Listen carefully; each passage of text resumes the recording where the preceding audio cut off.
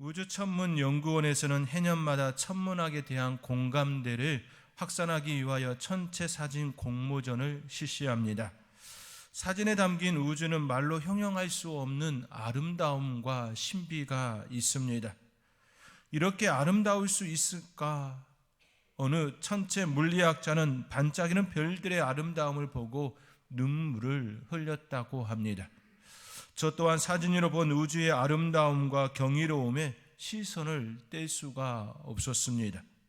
하나님은 이 아름다운 세상을 만드시고 보시기에 좋았다 말씀하셨습니다.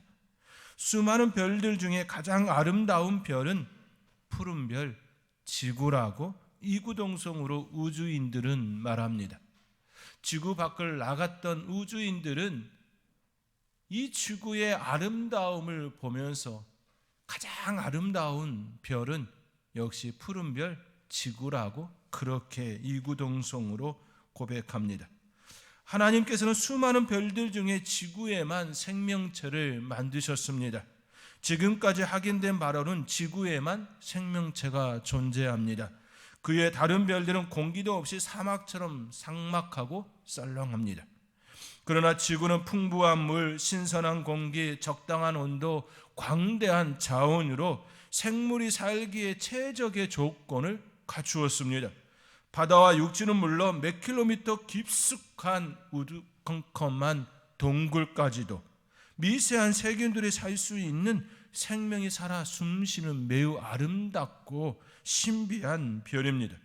하나님께서는 첫째 날, 둘째 날, 셋째 날 그리고 여섯째 날에 이르기까지 생명을 창조하시고 보시기에 심히 좋았다.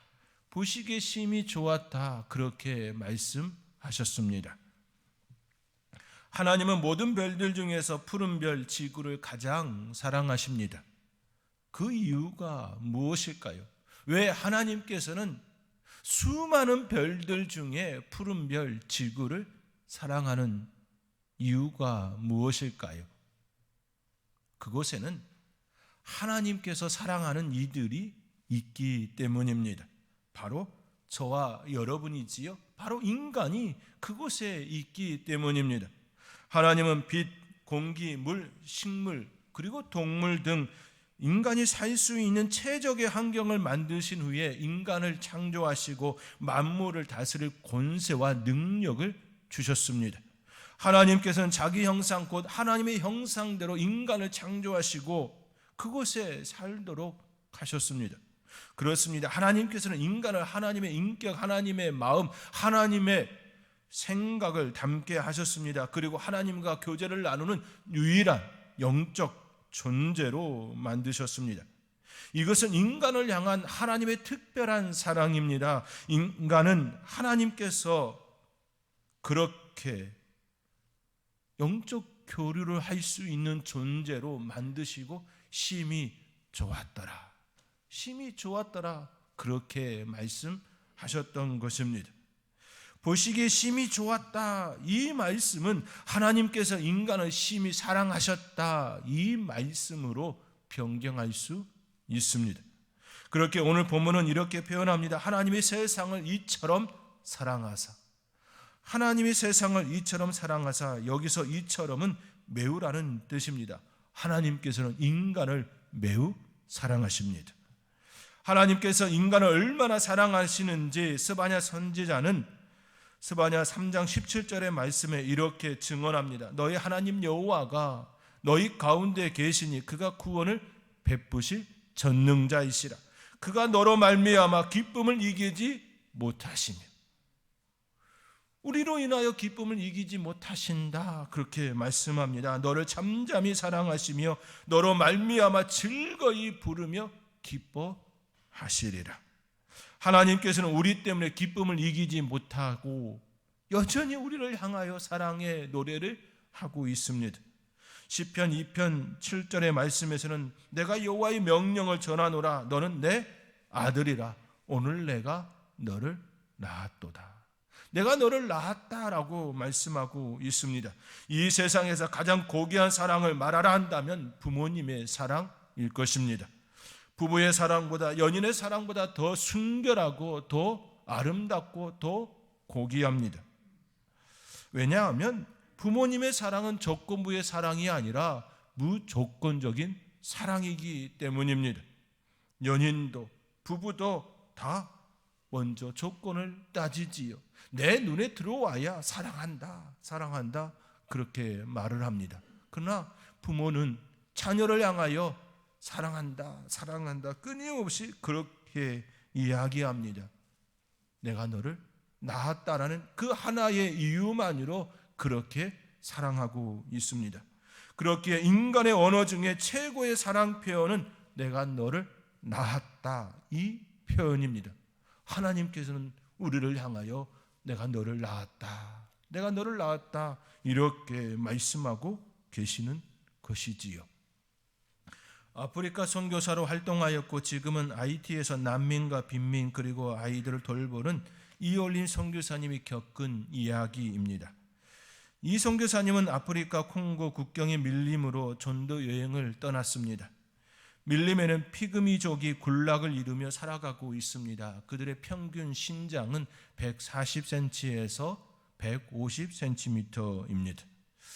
피그미족은 지금도 온실 그대로의 삶을 유지하며 정글 속에서 살아가고 있습니다. 밀림 속에 나뭇가지로 지은 교회 안을 피그미 아이들이 가득 채웠습니다. 선교사님은 아이들과 통상적인 인사를 나누었습니다. 이름이 뭐니? 나이가 몇이니? 나이가 몇이니라는 물음에 아이들이 하나같이 대답을 하지 못합니다. 아이들은 나이를 모른다라는 것입니다. 우리나라는 봄, 여름, 가을, 겨울 4계절이 있습니다. 그렇게 우리는 한 살 한 살 한 해가 지나가는 것을 자연스레 알고 또 계산할 수 있습니다. 그런데 아프리카는 그렇지 않습니다. 1년 내내 강렬한 태양이 내리쬐는 여름뿐입니다. 피그미족은 시계도 달력도 아무것도 없는 온식 그대로의 삶을 살아가고 있습니다. 그렇기에 그들의 나이를 알 수 없습니다. 단지 이렇게 표현하는 것이지요. 이 나무가 이만할 때 저는 태어났어요. 이 나무가 이만할 때 저는 태어났어요. 이 나무가 이만할 때 저는 태어났어요. 그들이 나이 계산하는 방법인 것이지요. 선교사님은 피그미 마을에서 영화를 상영하고 말씀을 전하고 결심 기도를 드렸습니다. 그리고 그 다음날 피그미 쪽을 찾아가 진료를 또 시작하였습니다. 그날 욕창을 매우 심하게 앓는 피그미 한 아이를 발견하였습니다. 엉덩이와 허벅지가 썩어 들어가고 있었습니다. 발가락은 이미 다 썩어서 떨어져 나갈 지경이었습니다. 옷과 신발도 없이 밀림에서 살아야 하는 삶이 가져온 고통스러운 결과였습니다. 생명을 건지려면 우선 썩은 부분을 도려내야 했습니다. 썩어가는 부분을 소독하자 아이가 울음을 터뜨렸습니다. 주사를 놓고 고름을 짜냈습니다. 아이가 몸부림을 치지 못하러 붙잡고 있는 아버지의 모습이 안타깝기만 합니다. 자지러지게 울어대는 아이를 붙잡은 채 큰 눈을 멀뚱거리며 쳐다보고 있는 아이의 아버지. 그는 아이의 머리와 두 손을 붙잡고 있습니다. 아버지의 눈에는 어느새 눈물이 맺혔습니다. 분명 아버지는 아프다며 우는 아이와 함께 눈물을 삼키고 있었습니다. 차마 눈물을 흘리지 못하고 삼키고 있습니다. 아버지는 아이 앞에서 눈물을 보일 수 없어 말없이 먼 산을 바라보며 울고 있습니다. 사랑하는 성도 여러분, 아이를 붙잡고 먼 산을 바라보며 울고 있는 아버지의 모습이 상상되시나요? 아마도 그 아버지는 아이를 대신하여 아플 수만 있다면 그렇게 되고 싶었을 것입니다. 이 아이를 대신하여 내가 아플 수만 있다면 그렇게 되기를 마음에 품었을 것입니다. 아버지, 어머니, 부모는 그러한 존재입니다. 그 이유는 단 하나입니다. 내가 너를 낳았기 때문입니다. 하나님께서 우리를 사랑하시는 이유도 바로 이것입니다. 우리를 낳았기 때문입니다. 우리를 이 땅에 낳았기 때문입니다. 그 사랑을 느낄 수 있기를 주님의 이름으로 축복합니다. 하나님께서 우주 공간에서 가장 사랑하는 대상은 우주나 지구나 생물이 아닙니다. 자신의 형상을 닮은 인간입니다. 하나님의 세상을 이처럼 사랑하사, 이 말씀은 결국 인간을 향한 하나님의 사랑이 담겨 있습니다. 자기의 형상대로 창조된 인간이 살아가기에 가장 적합한 환경을 마련하시고 그곳에서 행복하게 아름답게 살기를 바라시는 우리 하나님의 마음, 그 하나님의 마음입니다. 우리는 결코 혼자가 아닙니다. 우리는 끔찍히 사랑하시는 하나님이 계시기에 우리는 결코 혼자가 아닙니다. 애롭지 않습니다. 하나님의 사랑을 아는 이는 결코 애로움과 홀로 있다라는 마음이 들지 않습니다. 행복이 있습니다. 감사가 있습니다. 하나님의 사랑을 아는 이들은 앞날에 대한 두려움이 아닌 소망을 품고 앞을 향하여 나갈 수 있습니다. 왜냐하면 그분이 우리를 낳았기 때문이며 여전히 우리를 사랑하고 계시기 때문입니다. 하나님의 사랑을 기억하며 찬양과 감사로 삶을 누리시는 복된 성도님들이 되시기를 주님의 이름으로 축원드립니다. 인간을 향한 하나님의 사랑에도 불구하고 안타깝게도 많은 사람들이 행복하지 못했습니다. 잘못 낀 단추처럼 삶이 어긋났습니다. 가지 말아야 할 곳을 갖고 선택하지 말아야 할 선택을 하였습니다. 그에 따른 고통과 아픔 그리고 불행한 날들이 우리의 삶 가운데 다가왔습니다. 주된 원인은 죄 때문입니다. 죄는 헬라어로 하마르티아입니다. 간역을 빗나가다는 의미를 담고 있습니다. 가야 할 길로 가지 않은 그 모습이지요. 불행하게도 인류는 간역을 빗나간 삶을 살았습니다. 마땅히 가야 할 그 길로 가지 아니하고 빗나간 삶을 선택하고 살았습니다. 가장 먼저 그 자리에 아담과 하와가 있었습니다. 그리고 그의 후손 모두가 그 뒤를 따랐습니다. 성경은 증언합니다. 모든 사람이 죄를 범하였으며 하나님의 영광에 이르지 못하더니, 모든 사람이 죄를 범하여 하나님의 영광에 이르지 못하게 되었습니다. 하나님과 영적 교류를 위하여 영적 존재로 이 땅에 태어났지만 죄 때문에 하나님과의 교제가 끊어지는 아픔을 겪게 되었습니다. 죄는 고통과 아픔, 크나큰 슬픔을 우리에게 주었습니다. 다윗은 죄를 짓고 밤마다 눈물로 침례를 적셨다라고 고백합니다. 눈물을 병에 담을 정도였다고 그의 죄됨을, 그의 악함을 고백합니다. 얼마나 고통스러웠는지 육체와 영혼이 수척해졌고 영혼의 기쁨, 구원의 감격, 행복이 사라졌습니다. 죄가 우리 안에 들어오면 이렇게 변합니다. 마음과 몸은 결코 행복할 수 없습니다. 죄는 우리의 자유를 빼앗습니다. 내가 누릴 수 있었던 것들이 이제 더 이상 우리의 손에 있지 않습니다. 사단의 손에 넘어갔고 사단은 우리를 억누르고 억압 가운데 살아가게 합니다. 여전히 사탄의 권세 아래 눌린 채 자유가 없는 삶을 살게 되었습니다. 죄는 고통을 더하며 하나님과의 교제를 막았습니다. 하나님께서 주시는 기쁨과 축복, 은혜와 평안 그리고 행복을 앗아갔습니다. 내일을 향한 소망까지도 우리 안에서 빼앗아 갔습니다. 바울은 죄의 고통으로 호소한 바 있습니다. 호호라 나는 공고한 사람이로다. 이 사망의 몸에서 누가 나를 건져내랴. 사도 바울은 그렇게 자신의 죄의 문제에 호소하지요. 나는 공고한 사람이로다. 이 사망의 몸에서 누가 나를 건져내라. 이 얼마나 고통스러운 몸부림입니까? 사망의 몸에서 우리를 건져줄 자 누구이겠습니까? 사랑하는 이도 우리를 건져줄 수가 없습니다.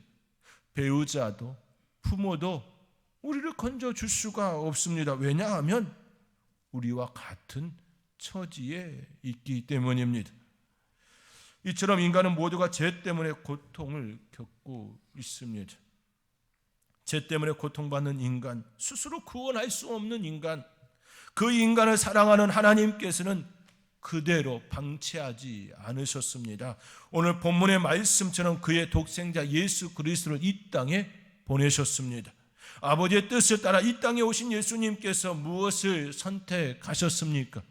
로마서 5장 8절의 말씀입니다. 우리가 아직 죄인 되었을 때 그리스도께서 우리를 위해 죽으심으로 하나님께서 우리에 대한 자기의 사랑을 확증하셨느니라. 우리가 아직 죄인 되었을 때, 이때의 의미는 인간이 스스로 죄를 해결할 수 없는 그때를 의미하고 있습니다. 바로 그때의 인간의 죄값을 대신 치르고자 우리 주님께서 십자가에 자신의 몸과 피를 다 내어 주셨습니다. 모든 것을 하실 수 있는 하나님께서는 자신의 사랑하는 아들 독생자 예수 그리스도께서 십자가에서 죽으시는 그때 침묵하셨습니다. 피그미족 아이의 아버지는 할 수 있는 일이 없어서 아이를 붙잡고 눈물을 훔쳤지만, 먼 산을 바라보며 그렇게 눈물을 훔쳤지만, 성부 하나님께서는 할 수 있었음에도 불구하고 십자가에서 자신의 독생자 예수 그리스도가 모든 것들을 내어 흘리는 그 시간 침묵하셨습니다. 누가 더 큰 사랑일까요? 할 수 없어서 아이를 붙잡고 눈물만 훔치는 육신의 아버지일까요? 아니면 모든 것을 하실 수 있음에도 불구하고 인류를 위하여, 죄된 인간을 위하여 자신의 독생자 예수 그리스도를 십자가에 모든 것들을 쏟아내도록 묵묵히 침묵하시는 우리의 하늘의 아버지, 그분의 사랑일까요? 사랑하는 성도 여러분, 사람을 사랑하면 돈이나 재산을 줄 수 있습니다. 헌혈도 할 수 있습니다. 그러나 대신 십자가에 못 박히고 대신 자기의 생명을 주는 사람은 결코 흔치는 않습니다. 사랑하기에 대신 채찍에 맞으며, 사랑하기에 대신 못 박히고 모욕을 당하며, 사랑하기에 대신 사지로 들어가는 사람은 없습니다. 오직 하나님만이 이런 사랑을 베푸셨습니다. 세상에 이보다 더 아름답고 진실한 사랑이 어디에 있겠습니까? 그래서 성경은 증언합니다. 하나님의 세상을 이처럼 사랑하사 독생자를 주셨으니. 이 놀라운 하나님의 사랑을 바라보시기 바랍니다. 그 사랑은 여전히 저와 여러분을 향하고 있습니다. 하나님의 놀라운 사랑은 독생자 예수 그리스도께서 십자가에서 꽃을 활짝 피웠습니다. 꽃이 핀 다음에 열매를 맺지요. 그 열매가 무엇입니까? 그 사랑의 열매, 그 사랑의 결과가 무엇입니까? 성경은 증언합니다. 이사야 53장 5절의 말씀입니다. 그가 찔림은 우리의 허물 때문이요 그가 상함은 우리의 죄악 때문이라. 그가 징계를 받음으로 우리는 평화를 누리고 그가 채찍에 맞음으로 우리는 나음을 받았도다. 하나님의 놀라운 사랑, 주님의 십자가의 사랑으로 우리는 나음을 입었습니다. 우리의 허물 때문에 찔리셨고 우리의 죄악 때문에 상하셨고 채찍에 맞았습니다. 그러나 우리 주님은 우리를 향하여 원망과 불평, 그 어떤 악한 감정을 우리에게 쏟아붓지 않으셨습니다. 오히려 우리를 사랑한다 말씀하셨습니다. 그리고 여전히 사랑한다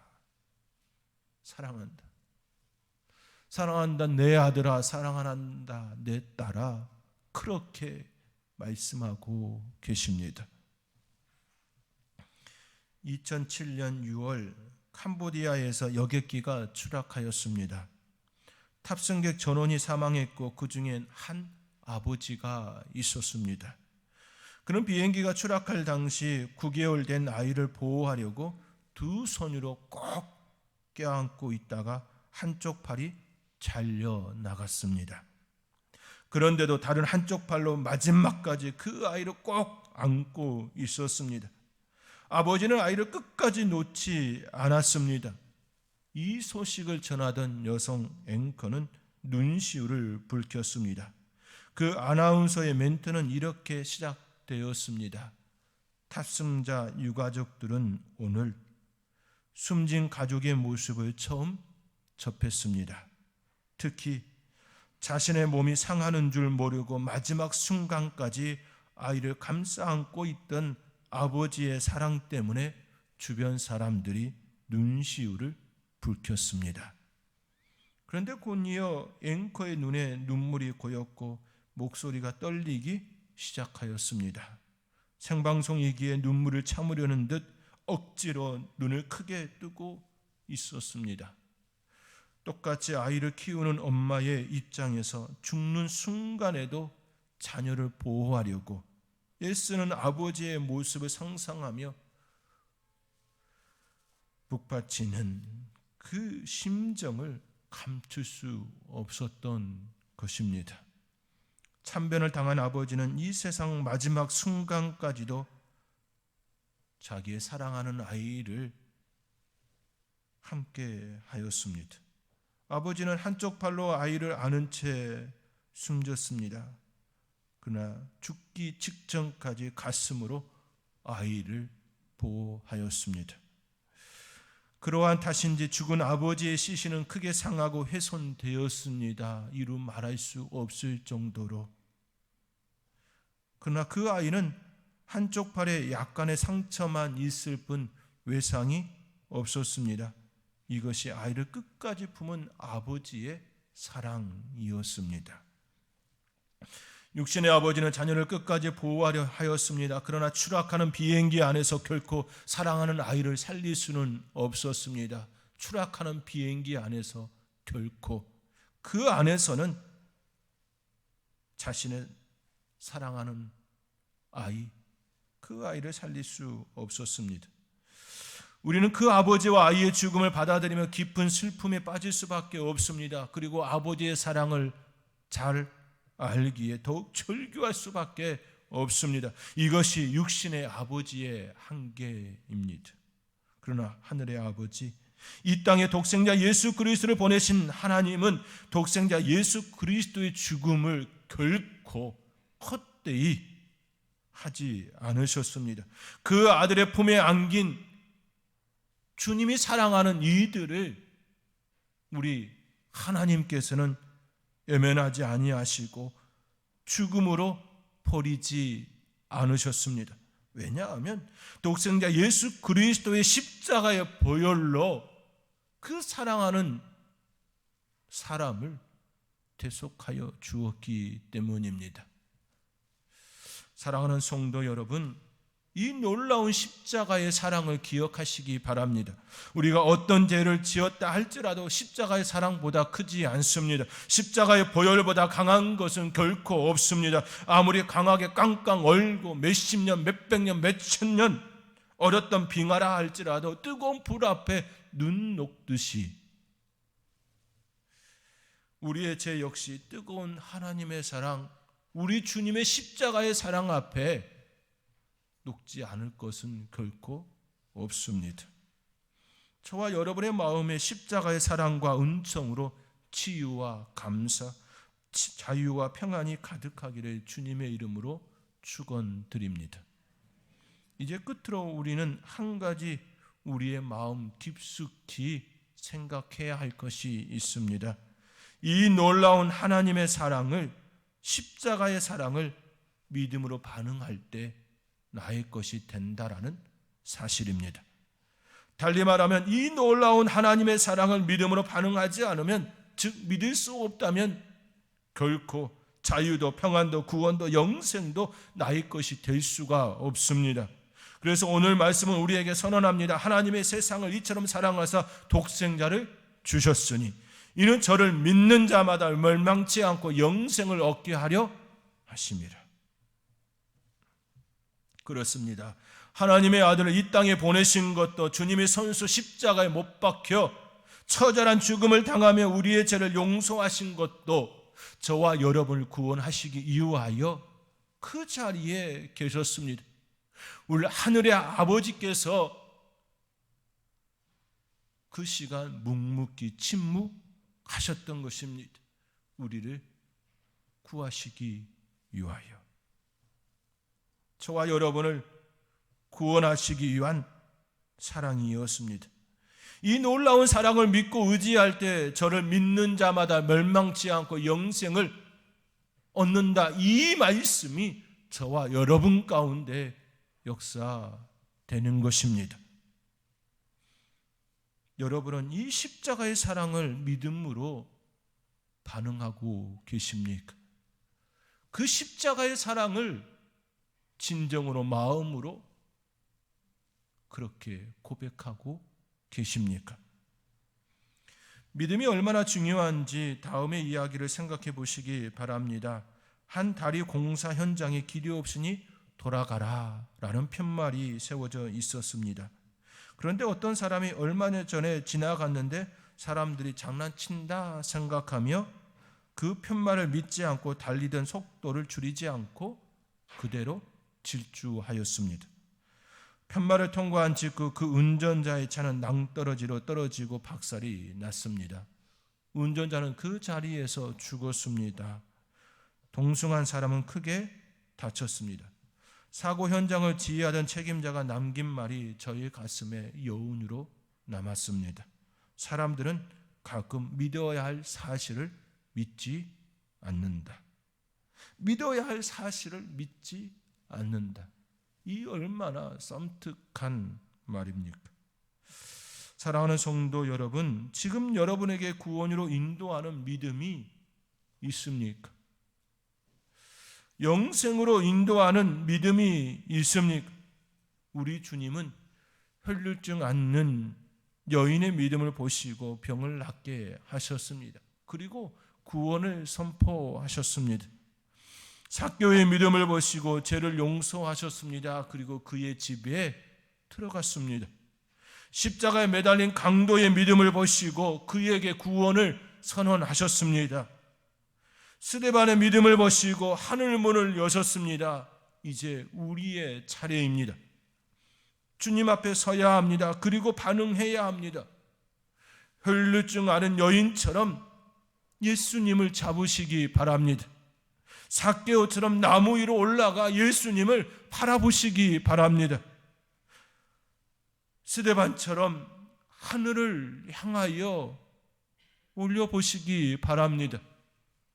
마지막 죽음의 순간 십자가에 매달린 예수님을 향하여 자신을 구해달라 요청한 강도처럼 그렇게 요청하시기 바랍니다.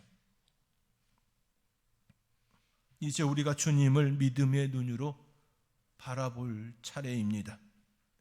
믿음으로 반응할 때입니다. 믿음으로 반응하는 우리에게 사랑의 하나님께서는 사망에서 생명으로, 지옥에서 천국으로 우리를 옮겨 놓으실 것입니다. 중요한 것은 믿음과 반응입니다. 우리는 삶에서 돈을 잃을 수도 있습니다. 건강을 잃을 수도 있습니다. 가족을 잃을 수도 있습니다. 그러나 믿음만큼은 절대로 잃어서는 안 됩니다.